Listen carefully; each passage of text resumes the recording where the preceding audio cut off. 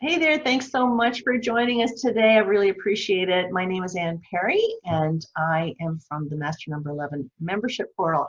And I am so excited to be inviting back my very good friend, Heather Drummond. Hey, Heather, how are you? Great. How are you doing, Ann? I'm excellent. I'm excellent. I'm so glad that you agreed to come back based on popular demand. Well, it's uh, it's just so fun to be able to share with your group because there's so many ways. Like I said before, I didn't realize I was working with your 11's before, and now I'm like, oh, well, we could talk about this, Ann, and what about this, and can we talk about that? And so it'll be Exactly. fun to see where this goes. So for those of you who don't know Heather's a naturopath out of Moncton, New Brunswick, Canada. And she does a lot of great things online. She's got some courses online. She can meet you online. She offers all kinds of various energy treatments. She works with animals, loves to work with horses. She is a bag of tricks, that's for sure. And she is from www.healingvitality.ca. That's not .com, it's .ca. So you need to check her out. Thank you So so much. we were, some of the members had contacted me and said, you really want to learn a little bit more about crystal healing. And I thought, well, you know what? The only way to learn about crystal healing is to keep it really simple, which is what we do around here. We try to keep things really simple, but we like to pack a punch too in terms of what we can do with our simple techniques. So Heather is going to be my guest at the Master Number 11 live event, which is going to be happening on Monday, June 29th at 6 p.m. Eastern Time. So you need to be a member of the Master Number 11 membership. I'll put the website up there for you. It's $11 a month. You can cancel whenever you want. I mean, heck, it's worth it just for the live event. So, but we'd love to have you stay on as members indefinitely. So we're going to be talking about how can Master Number 11s rock out their chakras with the simple use of healing gemstones. So Heather, tell me, how do we do this? What's going on with that? Well, it's been something that's been part of my life probably I'm gonna say 10 years. I've been working with chakras longer than that, but with the gemstones and the Yeah. crystals. I ran a kids camp, and one of my counselors actually had a gem store where she had probably over 1,000 crystals in this store of hers. And so we exposed the kids to it, and to see them resonate with the stones and just intuitively go through the store and pick out what worked for them. We gave them kind of gift cards to go shopping, and just through learning before the camp from her what it was that these chakras or that these crystals could do for us. And then as I worked with people in my practice, I always refer to the chakras if there's something going on with a specific organ or a specific health issue. Mm-hmm. I always refer back to the chakra to say, does this emotional issue resonate with you?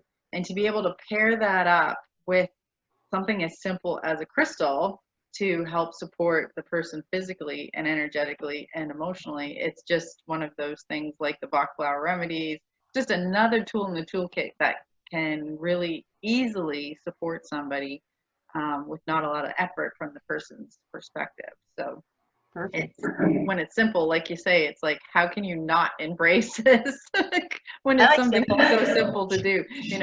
I've got clients that whose bras and pockets are full of rocks, and they're just like, okay, I'm feeling balanced now. I've got a bit of a sore hip today, and I've got my carnelian in my back pocket, and it's a big piece. So there's You'll see it a lot soon. of square Yeah. footage to cover there. So Well, and it is just that simple. Sometimes I also have situations where people will sleep with their selenite, or I've got kids that put them under their pillows, adults who put them next to their bed or under their pillows. yeah. People who have them on their desks at work. They can be very ornamental as well. Like, so it can be a very subtle decor item that has a huge presence without people questioning what the heck is that over there. They might just, and people think about the Himalayan salt lamps that way. Yeah. They're a little bit different in their functionality for what we're talking about today with the gemstones and crystals. But it's the same idea as far as having something present in your environment that has a purpose, that doesn't have to be shared That's right. So we were talking with earlier. everybody, right? Right. I'm sorry about this. We've got some kind of noise happening in behind here, and I'm sorry about that. I can't seem to get rid of it. But you and I were talking about earlier about the root chakra being the first chakra, and how significant it is for the master number 11s in particular to really take care of the root chakras. Do you want to elaborate on that a little bit, given the times that we're in right now? Yeah, well, and we don't know when these times are ending, so it'll be something that we carry forward for probably for a while. The first chakra is your root, what's also called your root chakra, and that can be related to your feet just as much as your pelvic floor. So when you sit on your sit bones or when you sit on your bottom, that is your root chakra, your connection to the earth, can either be your feet or your base of your bottom kind of thing. Yeah. And that is, it is interesting because there's also a link to the immune system with the first chakra. And currently we're needing to support our individual immune systems, but the earth is healing its immune system right now as we turn things off, you know, and shut things down. But we're also collectively feeling the energy of a compromised immune system with so many people going through illness and trauma. And any stress that goes on actually lowers the immune system. Like there's scientific evidence, stress lowers the immune system. So that situation where you're having to sit on a carnelian, you may be actually channeling, you know, what's going on globally right now, or even provincially in your own province, because you're in Nova Scotia and we've just gone through a horrific trauma that has been the worst in our whole country. Yeah. And so I hadn't thought about that, and that really affected me. You know, it was the massacre that happened a few months ago. It really, really affected me big time. And now I'm having a lot of issues with my SI joint and my lower back and whatnot. So yeah, it's a very good point. And if you want to look back 3 weeks, 3 months, 6 weeks, 6 months, any multiple of 3, you're going to find the trauma that created the illness. And that happened on basically the 18th, 19th of April. And we're like mid-June right now. So depending on when your back issue happened, you can do some math and just see if it is directly related, because that took people's sense of safety away. It happened in a rural environment. It happened in the middle of the night.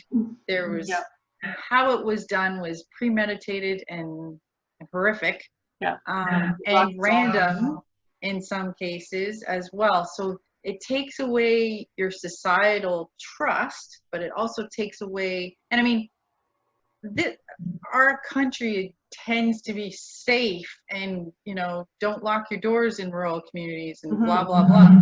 Where this kind of trauma happens in parts of the United States regularly. This type of trauma happens in other countries on a regular basis. I mean, the whole Syrian, the whole Africa, like parts of Africa dealing with tribal warfare, or you know, it's just, we live in this nice happy little bubble where we don't have that shit happen. We don't have that stuff happen generally. So it's a shock and trauma to the system. But as it happens around the world, because we're all connected, our society as a collective global citizen also gets traumatized. Yeah, absolutely. It's funny, I never made the connection to that, but I've been saying it all along that master number 11s in particular, given COVID and all the stress and what they were going through, is definitely beating us up a little bit energetically. And you know, the 11s are the empaths, right? They're the ones that really feel this stuff, and they're tuning into not just their own environment, but the whole planetary energy, and how woggy it is right now, and how scattered and scary, and it's just a low vibration, right? So we have to do what we can to raise our own personal vibrations, and as we raise our personal vibration, it raises the person's vibration next to you, and then that person raises the person's next to them, and it's a domino effect. So we have to take responsibility for ourselves. Yeah. So, and so the crystal connection to the first chakra that I use, I've been walking around. I don't leave. And now traditionally for first chakra is red. Mm-hmm. So there's a color associated with every single chakra, and traditionally it's red. And Anne and I bantered about different crystals that would resonate that were red, like the red jasper and garnet, and but there's also black or silver, hematite or sodalite or black tourmaline. I don't have my black tourmaline here, but black tourmaline. Any of the black stones or like the hematite stone, black absorbs all color, right? So it's actually an absorbing negativity kind of stone, but it's also extremely grounding. Like the black is a very grounding stone, and the hematite as well, extremely grounding. It's those would be things that currently I would walk around with just to keep me here, because now's the time where we all want to like buzz off, like get out of here. It's so much nicer up there than it is here right now. Are you kidding me? Why am I living this human experience when I'm this energetic being? So those walk around in my pockets regularly. So is there a need to place the stone on the actual chakra for it to be effective, or is it enough to just carry it around in your pocket? Now, you can amp up the intention by placing it on your chakra, but I don't think it's necessary to have it on the chakra in order for it to work on that chakra, because everything's connected, right? Energy flows. So I talked about people sticking them in their bras and pockets, like I've had them even in my socks, you know. My husband doesn't go to work without his stones in his pockets. I don't think he's funny because he's not really into, well, he is and he isn't, but for some reason when I gave him particular stones, because he was dealing with some pretty negative energies at work and whatnot, I was giving him labradorite to ward off some negative energies. And so he filled his pockets with labradorite and some black tourmaline and such. And he now he won't leave without them. Like he doesn't, I don't think he makes a real connection to them. It's I don't have my stones, right? And he's got to have them with him, and he has some around his neck all the time. He just knows that they help. So they just and it can be a very subtle change. Because it makes us just feel okay. Okay is better than being hysterical, as a lot of people are right now. So exactly. But we've gone from, we go through periods where we feel okay. Right. And so when we feel okay, it's like, is it the stones or do I just feel okay? Well, get rid of the stones and see if you still feel okay. Right? So it can become a little Pavlov dogs, and you can maybe start feeling like you're dependent on them, but what's the harm? Like there is no harm to me. It's like, so during our discussion, when we do our live event on the 29th, we're going to be talking about each one of the chakras from 1 to 7 and how each chakra can resonate well with particular stones. And we're not going to be doing out there stones that nobody can get. So this is going to be very basic information, so that the stores that the stones that you can get very easily will be the ones that we're going to be demonstrating. Right. So that you can create your own little kits and that kind of thing. Plus we'll be also be giving you some good resources on where to get the stones and that sort of thing. But you and I were talking before a little earlier about the third chakra being the solar plexus, and there's a connection to your immune system there. So once again, we've got to be grounded to keep ourselves stress-free, so that we keep our immune system strong. Tell us more about the solar plexus and what we can do for that. So the solar plexus relates to yourself and self-care and how we care for others and ourselves. So there's a healthy boundary, codependent balancing act that goes on with the third chakra. It's also about making good decisions and personal honor, about trust and fear, and being in a place where you can't trust increases stress. Being in a place of fear lowers the immune system. So emotionally, there's an immune system connection, but there's also connection to your spleen and your kidneys. And Chinese medicine, kidneys is your life force. So your kidneys are affected. Chinese medicine, backdoor wise, your vitality is affected, which makes you more susceptible to what's flying around. Your spleen has this connection to your immune system as well as your lymphatic system and your blood.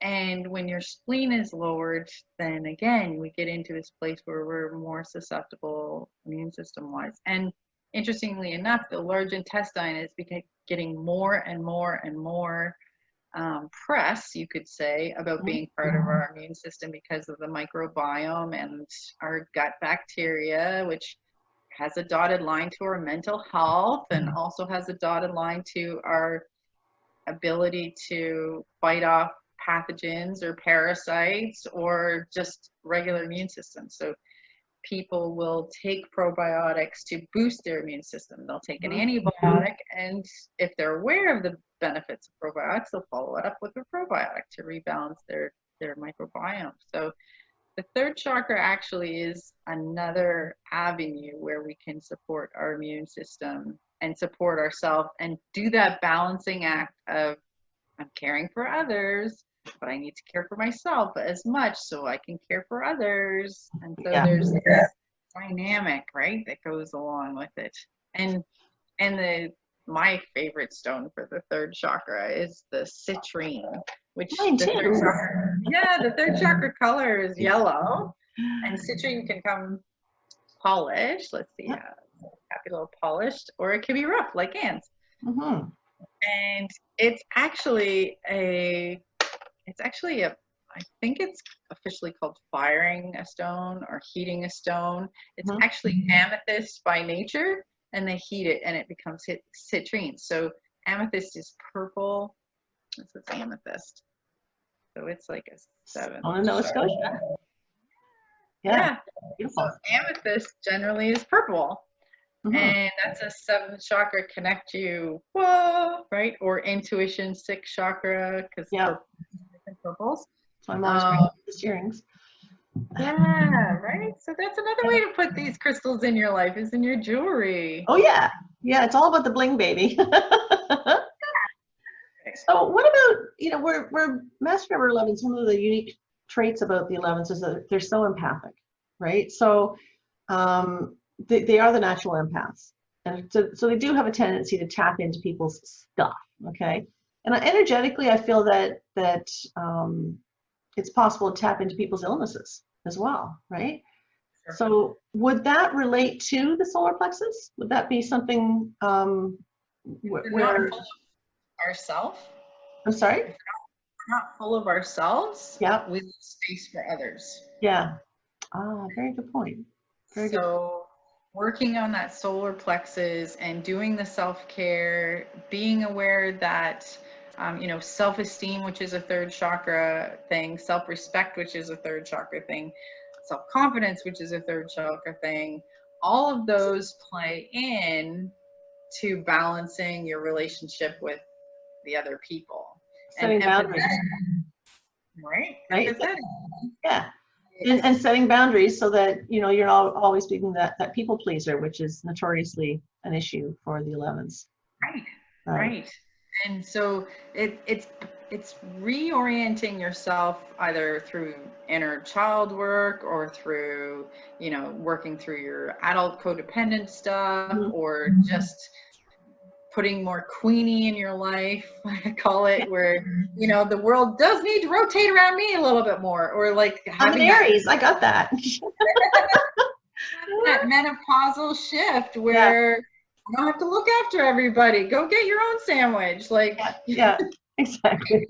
that little hormonal shift that happens that can shift the focus inward more. And by doing that, you're filling that space that sometimes we shovel it. I use the ice cream scoop, you scoop out yourself to feed others. Yeah. And then you leave that hole. Exactly. And so this is going to be amazing. I'm always curious about gemstones. I'm always curious about chakras too. So combining the discussion around both for the benefit of the Master 11s, I can't wait. This is going to be amazing. gonna be So neat. that's just a taste of what we're going to be talking about. As always, we've got prizes coming. We got all kinds of good stuff coming. We hope that you'll make time to attend. This is a great opportunity, and I'm just so grateful that you've decided to come back, Heather, because we always have fun. Well, thank you again, Anne. It is always a pleasure to talk to your 11's.